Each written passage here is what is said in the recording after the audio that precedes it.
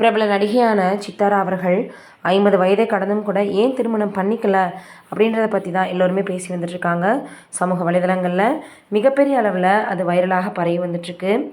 ஏன்னா எத்தனையோ நடிகைகள் இருந்தாலும் இப்போ இருக்கக்கூடிய காலகட்டத்தில் கூட இவங்க அந்த படத்தில் நடிச்சிருந்தா நல்லாயிருக்கும்னு கூட இன்னும் சொல்லி வந்துட்டுருப்பாங்க. மலையாளத்தில் 1986ஆம் ஆண்டு வெளியான காவேரி என்ற திரைப்படத்தின் மூலம் நடிக்க தொடங்கியவங்க நடிகை சித்தாரா. மம்முட்டி, மோகன்லால் நடித்த அந்த படம் சித்தாராவுக்கு பெரிய அறிமுகத்தை கொடுத்தது. முதல் படமே வெற்றி பெற்றதுனால மலையாளத்தில் அடுத்தடுத்து பல படங்கள் நடிக்க ஆரம்பித்தாங்க. புது புது அர்த்தங்கள்னு கே. பாலச்சந்தர் இயக்கத்தில் தமிழில் அறிமுகமானாங்க. உன்னை சொல்லி குற்றமில்லை, புரியாத புதிர், பொண்டாட்டிய தெய்வம்னு பல படங்கள் நடித்தாங்க. தமிழ், மலையாளம் இல்லாமல் தெலுங்கு, கன்னடம் கூட நடிக்க ஆரம்பித்தாங்க. 50 வயதுக்கும் மேலாகியும் திருமணம் செஞ்சுக்கல, சிங்கிளாக இருக்காங்க. காரணம் காதல் என சொல்லப்படுது. அப்பா இறந்த பிறகு குடும்ப பொறுப்புகளை சுமந்ததால் சித்தாரா திருமண வாழ்க்கை தள்ளி போயிடுச்சுனும், அதையும் தாண்டி அவரது வாழ்வில் ஒரு காதல் இருந்ததாகவும் தோல்வியில் போய் முடிஞ்சிருச்சு.